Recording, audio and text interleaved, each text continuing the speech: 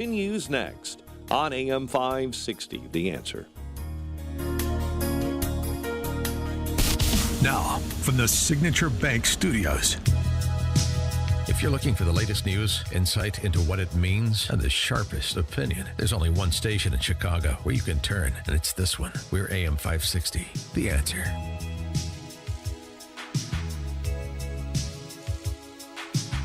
Top of the morning, Dan and Amy. MSNBC talked to us, a black couple from Michigan, and I don't think they anticipated what they got in terms of how they are conceiving the race and their choice. Take a listen. Focus in on abortion. We have constitutional protected abortion here in Michigan. It's not an issue. I don't have a uterus anymore. My husband never had a uterus, but we have utility bills. We have grocery bills. We don't have uteruses, but we do have utility bills and grocery bills. I saw that. That was classic. I mean, it's basically a shot across the bow of the Kamala Harris campaign. And it's funny, even cheerleaders for Kamala are saying so. Alex Shepard, who writes at the New Republic, which didn't used to be, but now it's completely a leftist rag. Alex Shepard writes this. Now, she was a bit of a skeptic. Shepard, I should say, was a bit of a skeptic of Harris, but also leads the column by saying Harris has exceeded expectations and where has this Harris been? But then Shepard goes on to say, quoting, it is also increasingly evident that Harris is not a significantly different politician than she was 5 years ago. During her first presidential campaign, Harris struggled to articulate a larger thesis for her candidacy, largely failed to support her thin premises with a coherent policy program. She adopted and shed positions seemingly at random. She struggled when speaking to the media. She has since improved in most of those areas, but weaknesses remain. More than anything else, Harris has benefited from a change in context rather than some self-driven alteration. She is undoubtedly better suited to run a general election campaign than she was to run a primary. Yeah, I'm not so sure. I certainly agree with the criticisms and that she hasn't changed much from 2019, but therein lies the problem, and therein lies why she's not a good candidate for a primary election or a general election. And particularly a general election, after 4 years of being the partner of a team that essentially pursued her agenda as a primary candidate in 2019 and 2020.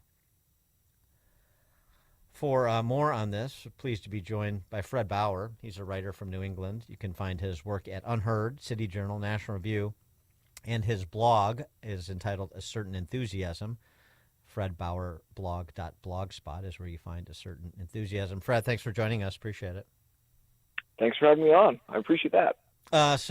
You sort of make the point in more detail that Michigan couple you just heard made, which is Trump talking about things like grocery prices and utility bills and the border is the sorts of things that regular people are talking about in terms of their preeminent concerns.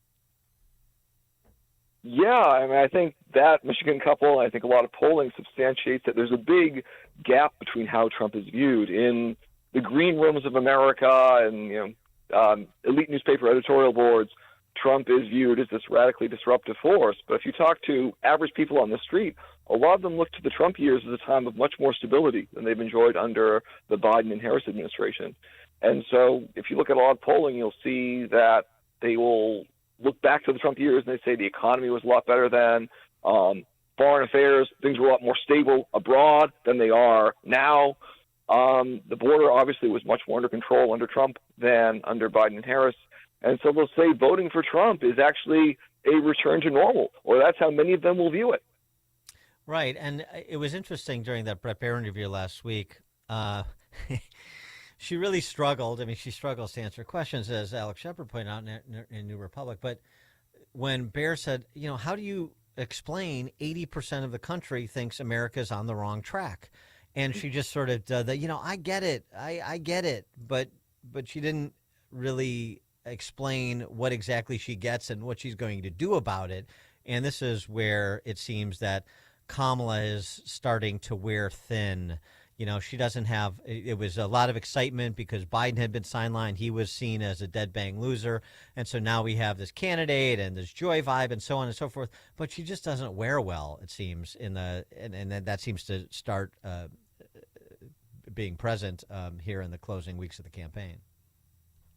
Yeah, I mean, that's the fundamental paradox of the Kamala Harris campaign, that it is, as you said, over 80% of Americans think we're on the wrong track.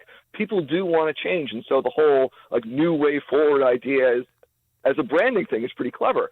But when you can't articulate what that way forward is, it causes many Americans to think that Harris would just be more of the same, would be more of Biden. And if you look at polls, that's not what people want right now. It also seems like she is in a corner, too. I mean, other than just repeating the slogans and I was raised in a middle-class household, she can't figure out really where she wants to come down. Does she want to come down with the cultural left in her party on a range of issues, or does she really want to tack to the middle and be more strident about, I'm sort of a common sense problem solving moderate? I mean, it's a redefinition, and you have to, it seems to me she never really developed the spin that she tried to use to explain her 180s, which is my values have never changed. But that was just another slogan. There's no there behind it. And so, again, she sort of is a bobber in the water at this point. Yeah, and I think part of this is that Harris is a veteran of California politics, and California, in a lot of ways, is like a one-party state now, where there's this sort of full-spectrum Democratic coalition. And as a result, a lot of what happens in California politics is negotiated behind closed doors, and Harris has really come up through that. So it's not really about articulating this big vision. We have to beat the Republicans to do that. No, if you've got the Democratic nomination, you're going to have power. And she's used to sort of bargaining between stakeholders behind closed doors. So you want to be as vague and public as possible, so that then when you go back in that smoke-filled room, you can have maximum flexibility in negotiating whatever the political agenda will be. But in the national election, that's not how it is. And she refuses to really break from the left on these issues because she's afraid of dampening their turnout. But as a result of that, she's not really making a strong play to the center and to those disaffected voters, who were willing in 2020 to give Biden a chance and aren't really happy with how that turned out. And if you look at early polls in, July and August, maybe they're willing to give Harris a chance too, except she's not been able to close the deal really at all with them, because she's just run this really empty slogan-driven campaign. Well, she's not laid out a strong economic vision, and that's hurting her with voters who have felt a lot of economic pain over the past 4 years. And also, do you think skipping the Al Smith dinner was a bad move? I mean, we learned over the weekend that there was some drama. She chewed out her campaign manager, Julia Chavez, for recommending that she skip the dinner because she didn't want to send the wrong message and risk alienating the LGBTQ and pro-abortion voters, and said Chavez is the one who talked her into the compromise of sending that poorly received video that was played instead of an in-person appearance. I mean, I think in and of itself, the Al Smith dinner probably doesn't move that many votes. But as you suggested, it points to a bigger structural problem with Harris's campaign. That if you're afraid to do the dinner which is a pretty bipartisan, a very normal dinner that basically everyone does, if you're afraid to do that because that will alienate some of your coalitional stakeholders, that's a sign that you're just too afraid to play in the big leagues. Because, if you can't even do that little kind of outreach to people in the center left, let alone the center, your campaign's going to struggle, which is, I think if you look at some polling, is partly why she's having some trouble now. Because, again, right now, Harris, the polls are really close. She needs every second she can to send a message, to try to make herself seem approachable, to seem like she's, in touch with sort of normie political conventions. And skipping the dinner was kind of like a forced error if you're trying to do that.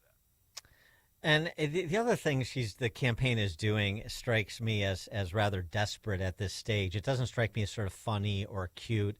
It just strikes me as desperate. I don't know if you saw, but she has the campaign has posted some ads on Meta of essentially their dating ads, and the women black women essentially telling black men, if you're not, it doesn't say vote for Kamala, but it's from the campaign.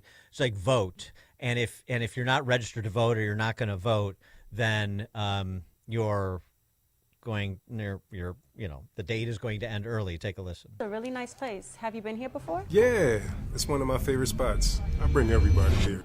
I said not go on a lot of dates, but He has a don't. Hello, ladies. I'm Trey. It's good to be here. What do you do and how much do you make? I work in finance, making six figures. How tall are you? 6'5". Do you have a plan to vote in November? Nah, not my thing. Balloons pop and they walk out, right? So, I mean, the whole, like, if you're not voting, then you're obviously not voting for Kamala, and you're not going to get any time with the distaff side.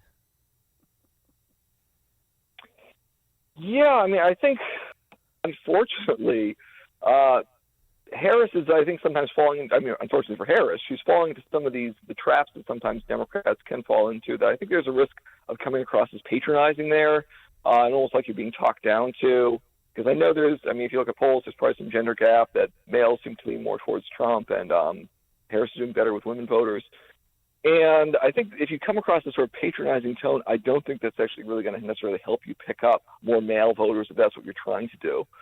Because I think, a problem that Democrats have is that they're sometimes being perceived as talking down to, especially Americans without a college degree. And that kind of message, that kind of ad messaging, I think, risks reinforcing those perceptions among voters. Ironically, Biden, and I think this was the strength of Biden in 2020, didn't really seem like he was always lecturing voters that much. But those kinds of ads from Harris lean more into that lecturing tone, which I don't think has really paid off well for Democrats in some of these close races. Yeah, I also think, it's so on the nose in terms of the carrot and stick, what they do. It's always, we're going to take something away or we're going to give you something.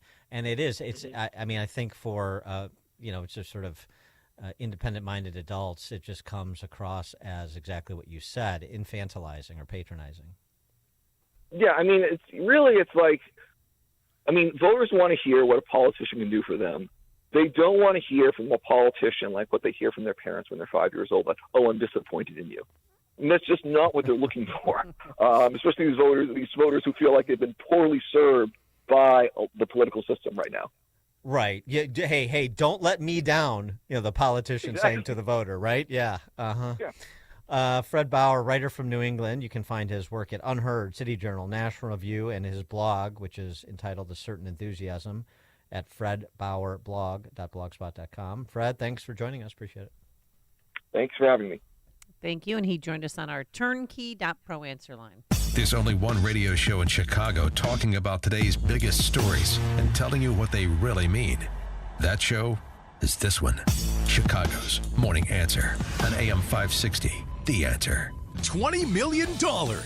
No, it's not the national debt. It's the buying spree that Fox Valley Coins is on from now until Thanksgiving. It's really the perfect storm. Gold and silver are at historic levels. Fox Valley Coins has a huge order to fill with one of their national clients. And September through Thanksgiving is always when coin dealers stock up for Christmas sales. They are especially looking for the old collector coins like silver dollars, all 1700s through early 1900s coins. All kinds of gold, from broken jewelry to gold bars to old coins, U.S. and foreign. All kinds of silver, from sterling silverware to old coins and bars to Franklin Mint items. They can pay cash or check, and we make house calls on larger deals prior to Thanksgiving. Fox Valley Coins, one light north of I-88 at the Naperville-Warrenville border. They'll make free, no obligation offers. Make that 20,000,001 reasons to go to Fox Valley Coins now. They give free in-store offers on your items. Oil investments involve a high degree of risk and actual results may vary. Limited time left. Are you ready to seize a unique investment opportunity that could save you in taxes for 2024 and help you secure your financial future? Goldman Sachs predicts oil to remain in the $70 to $100 range. So why not invest in the uptrend now?